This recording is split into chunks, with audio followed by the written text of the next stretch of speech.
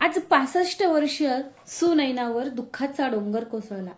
घराबाहेर एका तुटलेल्या खुर्चीवर बसून ती अविरत रडत होती. तिचे अश्रू अनावर होते आणि तिच्या हृदयाला शब्दातीत वेदना होत होत्या. तिने जन्म दिलेल्या रवीने तिचा विश्वासघात केला होता. अमेरिकेत स्थायिक होण्याचे त्याचे स्वप्न पूर्ण करण्यासाठी त्याला तिथे राहण्यासाठी खूप पैशांची गरज होती आणि त्या पैशांसाठी त्याने आपल्या आईच्या पाठीत खंजीर खुपसला. सुनैनाजी आणि त्यांचे पती रमेशजी यांनी आयुष्यभराची मेहनत, त्याग आणि घाम गाळून बांधलेले ते घर, ज्या घराच्या प्रत्येक विटेत त्यांच्या आठवणी होत्या, ज्या घराच्या भिंती त्यांच्या आठवणींनी भरलेल्या होत्या, ती तिच्या सुखदुःखाची साक्षीदार होती. रवीने तिचे घर फसवणूक करून स्वतःच्या नावावर केले आणि आईला न कळवता विकून टाकले. या संपूर्ण कटात रवीची पत्नी आरती हिने महत्वाची भूमिका बजावली. त्यांच्या मुलाने आणि सुनेने मिळून सुनैनाची स्वप्ने उद्ध्वस्त केली. पण त्याहूनही मोठे दुःख पुढे येणार होते. रवी आणि आरती त्यांच्या 2 मुलांसोबत ते अमेरिकेला स्थलांतर करत होते आणि सुनैनाजी आता त्यांच्यावर ओझे बनल्या होत्या. त्यांना सोबत नेण्याचा प्रश्नच नव्हता.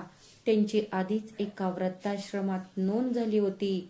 आज एकाच दिवसात सुनैनाजींना सर्व काही कळले. घर विकले गेले होते आणि आता त्यांना वृद्धाश्रमात पाठवले जात होते. घराबाहेर त्या त्याच तुटलेल्या खुर्चीवर बसल्या होत्या.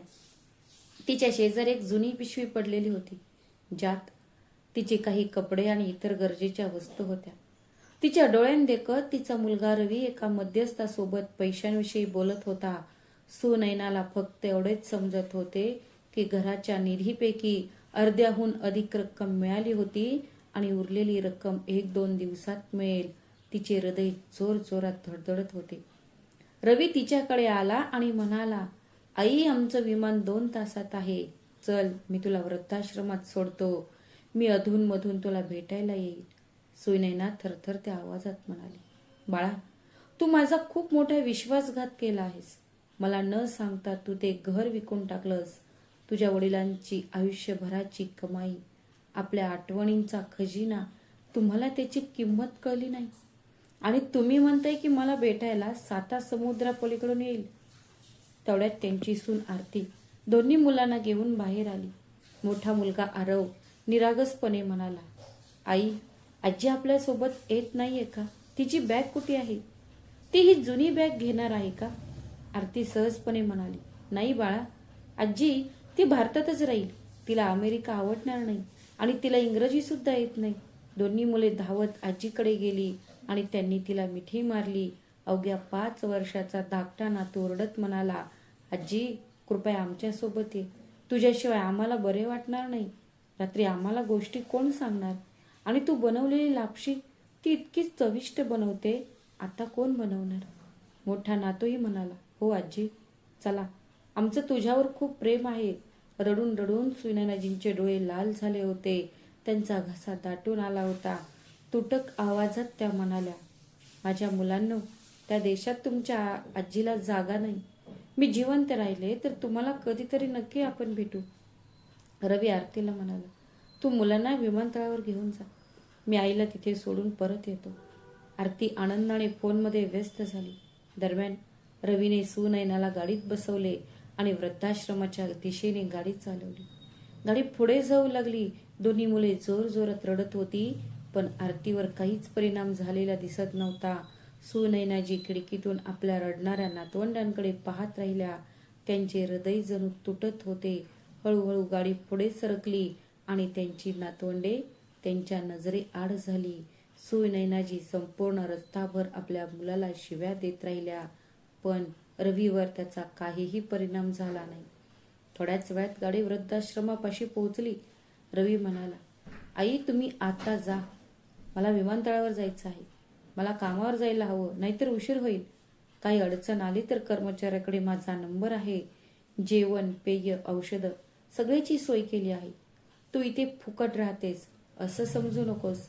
आम्ही दर महिन्याला पैसे देतो. सुनैना काहीच बोलली नाही. तिने फक्त मुकाट्याने आपलं दुःख सहन केलं आणि ती वृद्धाश्रमाच्या दिशेने निघाली. रवी तिथून तो थेट अमेरिकेला गेला. सुनैनाची वृद्धाश्रमात राहायला गेल्या असल्या तरी त्यांचे मन अजूनही त्यांच्या घरात आणि नातवांमध्येच गुंतले होते. दिवस असो वा रात्र त्यांच्या डोळ्यातून अश्रू ओघळत होत असत. तिला बाहेर जायलाही परवानगी नव्हती. एके दिवशी तिने हिंमत गोळा केली आणि मॅनेजरकडे विनवणी केली, बाळा, फक्त एकदा मला बाहेर जाऊ दे. मला माझं घर बघायचं आहे. मॅनेजर कठोरपणे म्हणाला, आई, तुम्हाला कळत नाहीये. तुम्ही म्हातारे आहात. जर तुम्हाला काही झालं तर कोण जबाबदार असेल? पोलीस प्रशासन सगळे आपल्या मागे लागतील. संपूर्ण वृद्धाश्रम सील केला जाऊ शकतो. सुनयनाच्या डोळ्यात पाणी तरळले. ती दुःखी आवाजात म्हणाली, मी तुम्हाला वचन देते.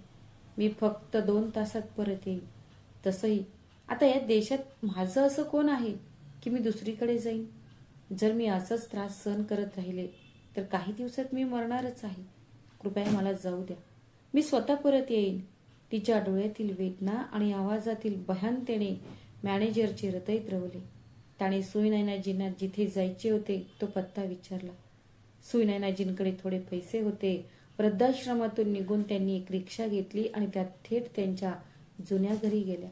बाहेरून ते घर अगदी तसेच दिसत होते. त्याकडे पाहून ते अगदी सामान्य दिसत होते. ते दृश्य पाहताच तिची पावले आपोआप पुढे सरकली. तिच्या डोळ्यात पाणी तळाले. फाटक उघडे होते. ती हळूच आत शिरली. आत शांतता होती, पण नवीन लोक राहायला आले आहेत हे स्पष्ट दिसत होते. दार अर्धे उघडे होते. स्वतःला रोखू न शकल्याने तिने ते उघडण्याचे धाडस केले. आतले दृश्य पूर्णपणे बदलले होते. फर्निचर नवीन होते. भिंतींना पुन्हा रंग दिला होता. अगदी टीव्हीची जागाही बदलली होती. हे आता दुसऱ्या कोणाचे तरी घर होते. सुनयनाच्या डोळ्यांसमोरून गेलेली वर्षे तरुण गेली. कसा तिने स्वतःच्या हाताने या घराचा प्रत्येक कोपरा सजवला होता.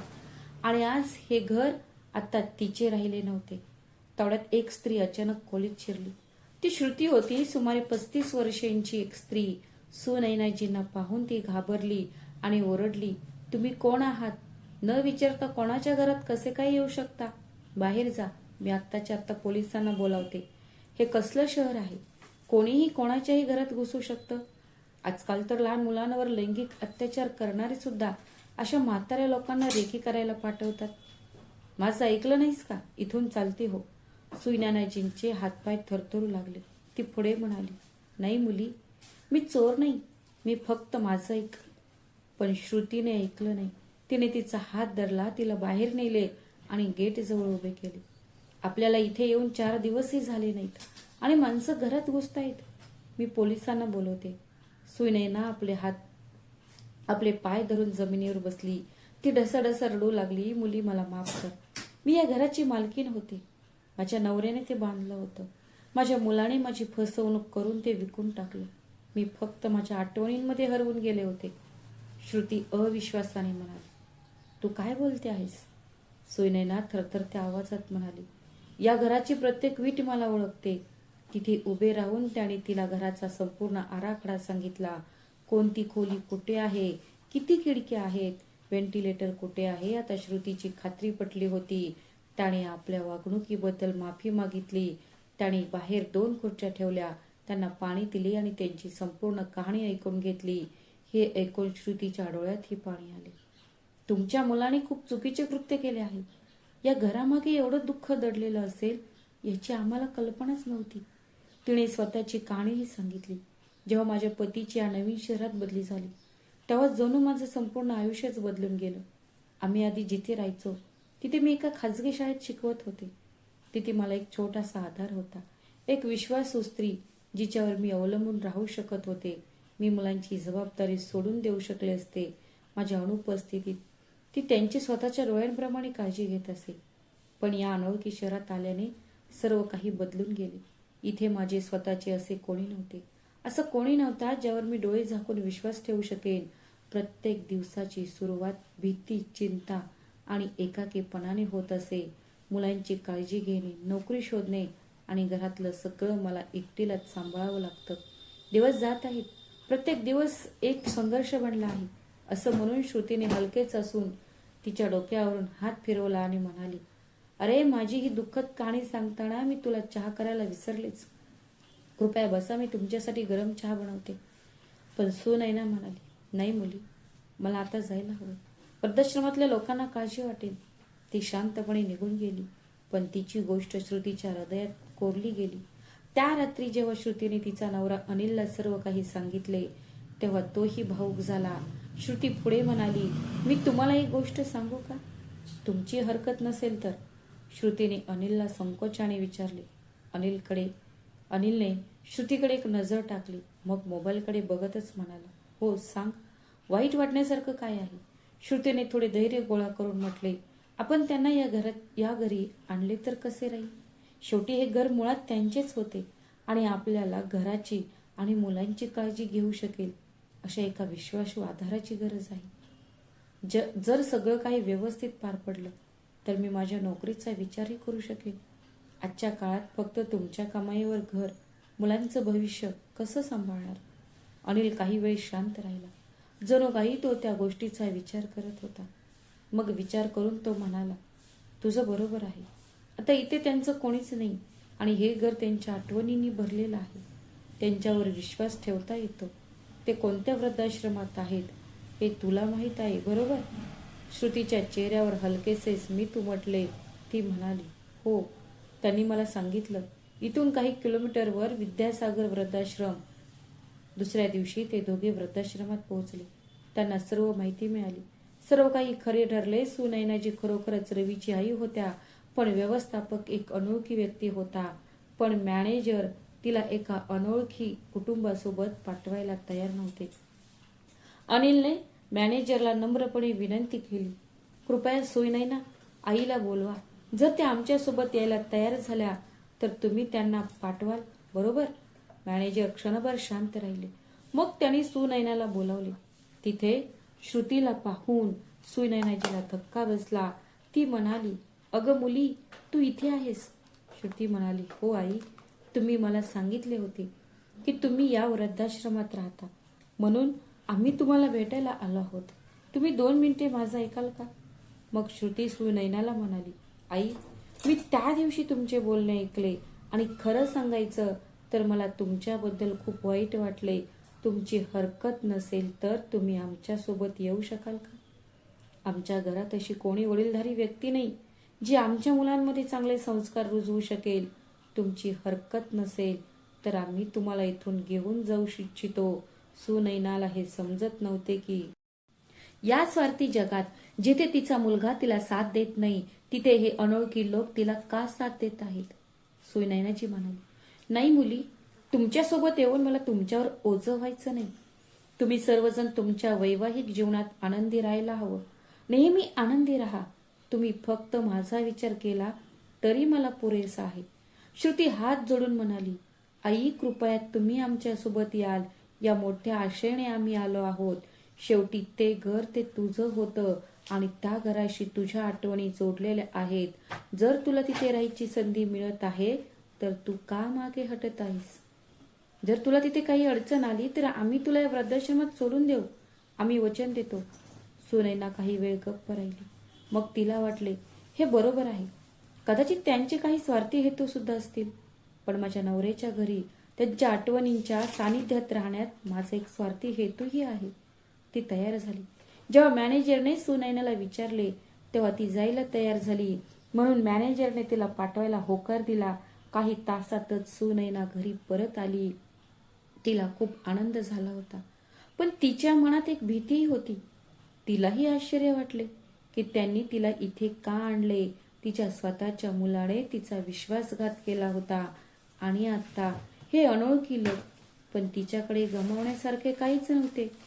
या घरात फक्त तिच्या नवऱ्याच्या आठवणी रुजलेल्या होत्या आणि त्या आठवणी जपण्यासाठीच ती परत आली होती.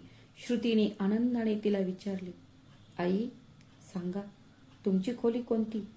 खरंच, तुम्ही कोणत्या खोलीत राहत होता? सुनैनाचा कंठ दाटून आला. तिला आठवले की घरातली सर्वात मोठी खोली तिची आणि रमेशची होती, पण रमेशच्या मृत्यूनंतर तिच्या सुनेने त्यांना त्या खोलीतून बाहेर काढून बाजूच्या एका लहान खोलीत जागा दिली होती आणि ती खोली स्वतःकडे घेतली होती. रडत रडत म्हणाली, ती ही एक छोटी खोली आहे. ती माझी होती. फक्त तिच्या आवाजावरूनच श्रुतीला कळून चुकले की काहीतरी नक्कीच गडबड आहे. अखेर घराची मालकीण इतक्या लहान खोलीत का राहील? श्रुती म्हणाली, पण तुम्ही या मोठ्या खोलीत राहावे अशी माझी इच्छा आहे. सुनैनाजींच्या डोळ्यात पाणी आले. त्यांना काय बोलावे हेच सुचत नव्हते. आपल्यासोबत जे घडत होते ते स्वप्न होते की वास्तव हे तिला कळत नव्हते. श्रुतीने आपले सामान त्याच मोठ्या खोलीत ठेवले जिथे तिने आपले संपूर्ण आयुष्य आपल्या पतीसोबत घालवले होते. सुनैना खोलीभर एकटक नजर फिरवत होती. जणू काही प्रत्येक कोपऱ्यातून आठवणी गोळा करण्याचा प्रयत्न करत होती. तिच्या डोळ्यात पाहून श्रुतीला समजले की तिची सर्वात मोठी आठवण हरवली होती. तिला त्या खोलीबद्दल खूप आपुलकी वाटत होती. त्यामुळे तिला तिच्या निर्णयाचा अभिमान वाटला. आई, कृपया आराम करा, मी तुमच्यासाठी चहा बनवते, ती म्हणाली. सुनैनाजी हळूहळू आपले सामान आवरत आणि कपडे काढत होत्या. तेवढ्यात दाराची घंटा वाजली. श्रुतीने दार उघडले. आई आई असे ओरडत 2 लहान मुले आत आली. ते दोघे थेट सुनैनाच्या खोलीकडे गेले, पण तिला पाहताच थांबले. एकही शब्द न बोलता ते गुपचूप स्वयंपाकघरात श्रुतीकडे गेले. ते म्हणाले, आई, ती म्हातारी काकू कोण आहे? ती आपल्या घरात काय करत आहे? श्रुती म्हणाली, बाळा, तिला तुझी आजी समज. ती आता आपल्यासोबत राहील. मोठा मुलगा वेद, जो 8 वर्षांचा होता, तो म्हणाला, आई, ती आपली आजी कशी असू शकते? आपली आजी तर कित्येक वर्षांपूर्वीच वारली. तुम्ही अशा कोणालाही आपली आजी बनवू शकत नाही. श्रुती म्हणाली, बाळा, हळू बोल, तिला ऐकू जाईल. आजीचं वय तुझ्या आजीच्या वया इतकंच आहे. वेद शांतपणे निघून गेला. हळूहळू सुनैना घराच्या वातावरणाशी जुळवून घेऊ लागली. श्रुतीचे प्रेम आणि अनिलची माया स्पष्टपणे दिसत होती. दोघेही तिच्याशी अत्यंत आदराने बोलत असत. श्रुती घरातील सर्व कामे स्वतःच करत असे, पण तिला तसे करताना पाहणे सुनैनाला सहन होत नसे, म्हणून ती थोडीफार मदत करत असे. श्रुतीने नकार दिला तरी ती मदत करत असे. हळूहळू सुनैनाने घराची जबाबदारी घ्यायला सुरुवात केली. जेव्हा मुले शाळेतून परत यायची तेव्हा ती त्यांचे कपडे बदलायची आणि त्यांना खाऊ घालायची. हे सर्व ती मोठ्या प्रेमाने करायची. सुरुवातीला वेद सुनैनापासून थोडा अलिप्त होता, पण त्यालाही तिचे प्रेम आणि आपुलकी जाणवली आणि हळूहळू तो तिच्या जवळ येऊ लागला. हे पाहून श्रुती आणि अनिल यांना खूप आनंद झाला. रात्री सुनैना दोन्ही मुलांना घेऊन झोपायला जायची. ती गोष्टी सांगायची. कधी कधी ते तिच्या शेजारीच झोपी जायची. सकाळी ती मुलांची आवडती लापशी बनवायची, अगदी तशीच जशी ती तिच्या नातवंडांसाठी बनवायची. कधी कधी मुलांसाठी हे सगळं करत असताना तिला तिच्या नातवंडांची आठवण यायची आणि क्षणभर तिच्या डोळ्यात पाणी यायचं. पण मग वेद आणि सोनू आजी आजी असं हाक मारायचे. विविध क्षेत्रातील लोक तिच्याकडे येऊन तिचे मनोरंजन करत असत. सुनैनाचे आयुष्य बहरू लागले होते. तिला असे वाटत होते की जणू तिला तिचे हरवलेले कुटुंब पुन्हा मिळाले आहे. श्रुतीला आता शांती मिळाली होती, म्हणून तिने जवळच्या एका खाजगी शाळेत नोकरी मिळवली. ती सकाळची अर्धी कामे करत असे आणि उरलेला वेळ घर आणि मुलांसाठी देत असे. सुनैनाजींनी सर्व जबाबदाऱ्या सांभाळल्या. मुले आल्यानंतर त्या त्यांचे कपडे बदलायच्या, त्यांना जेवण भरवायच्या आणि दुपारी झोपायच्या. ही सर्व कामे त्या मोठ्या प्रेमाने करत असत. श्रुतीला पूर्णपणे समाधान होते. श्रुती आणि अनिल नेहमी म्हणायचे, आम्हाला सुनैनाजी आईच मिळाली आहे. म्हणूनच घरात वडीलधाऱ्यांचे अस्तित्व इतके महत्वाचे असते. मुले प्रथम. ते पूर्वी मोबाईल फोन आणि टीव्ही मध्ये व्यस्त असायचे, पण आता बघा, आजीच्या गोष्टी ऐकून ते झोपी जातात. आमचा वेद जो खूप चिडचिडा असायचा तो हळूहळू शांत होत आहे. दोघेही खूप आनंदी होते, पण हा आनंद फार काळ टिकणार नव्हता, कारण काही दिवसातच त्यांच्या आनंदावर सावट टाकण्यासाठी एक मोठे वादळ येणार होते. सुनैनाजींचे आयुष्य एखाद्या स्वप्नवत जगासारखं अगदी सुरळीत चाललं होतं. साधारण 6 महिने असेच गेले. मग एके दिवशी दाराची घंटा वाजली. संध्याकाळची वेळ होती आणि घरात सगळेजण होते. अनिलने जाऊन दार उघडले. समोर उभ्या असलेल्या माणसाला पाहून तो थक्कच झाला. मिस्टर रवी, तुम्ही इथे? रवीने विचारले. अगदी शांत स्वरात तो म्हणाला, श्री अनिल, मी आत येऊ का? अनिलने त्याला आत बसवले आणि विचारले, हो. श्री रवी, तुम्ही अचानक भारतात कधी आलात? आणि या घरात?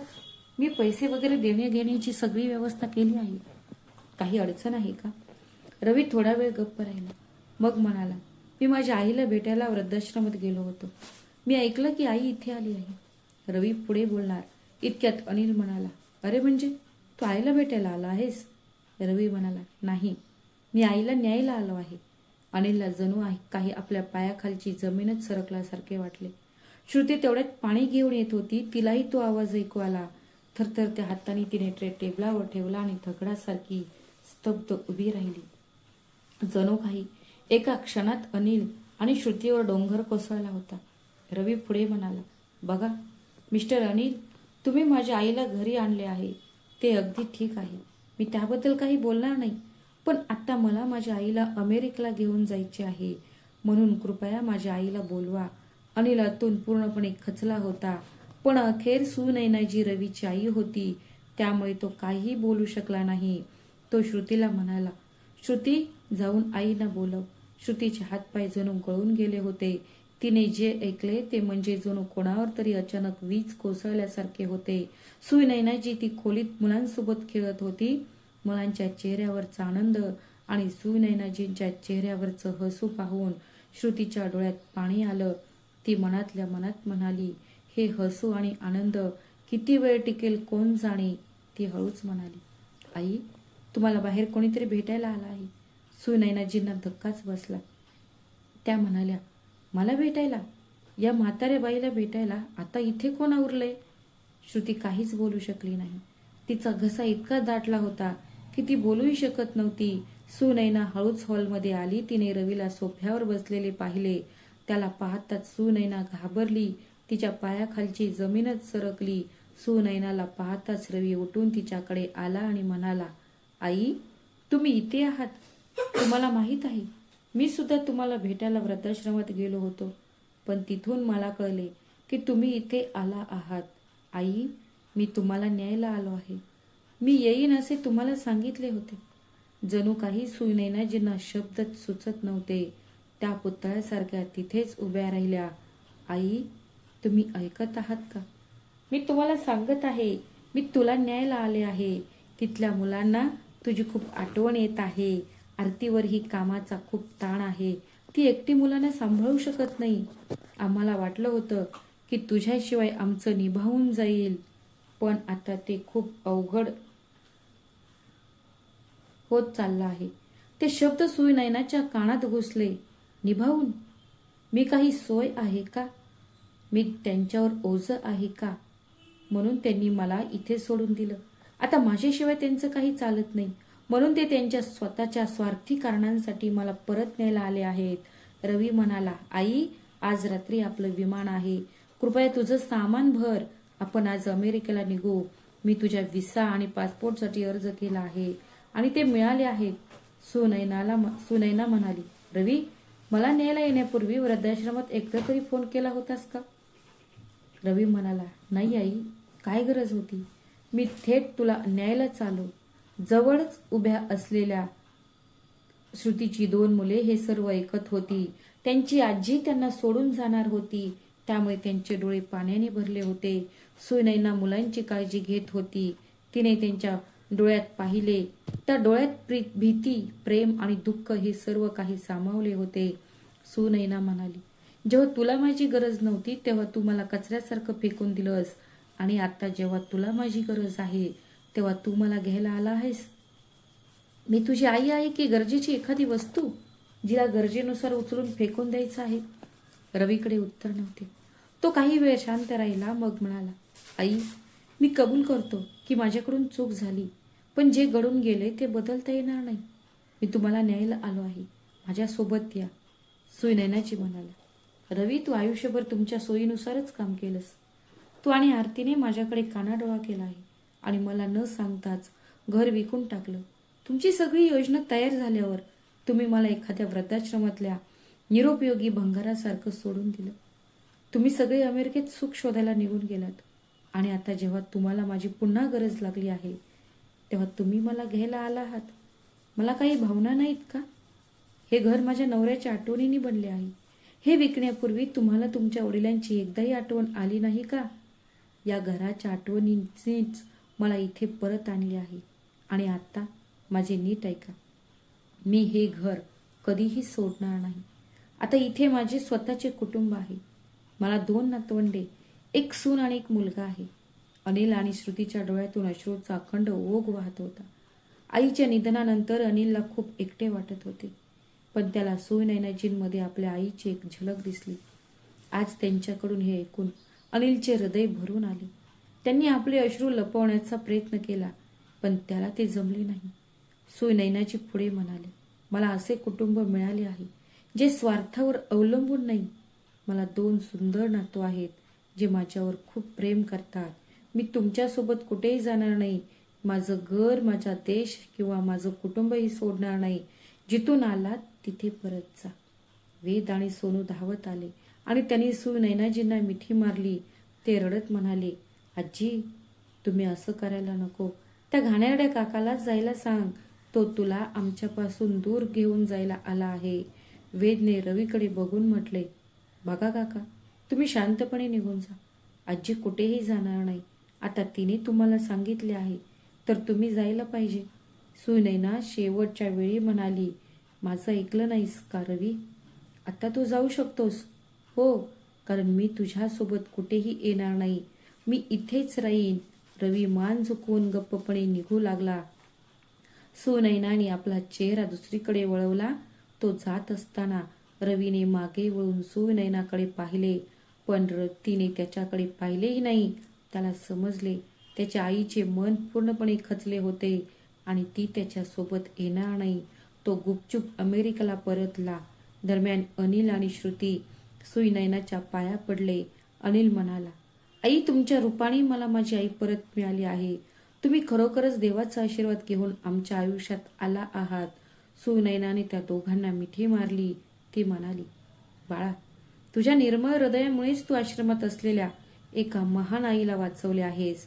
तुम्ही एका वृद्धाश्रमातून एका वृद्ध स्त्रीला वाचवले आणि तिला तुमच्या स्वतःच्या आईप्रमाणे वागवले.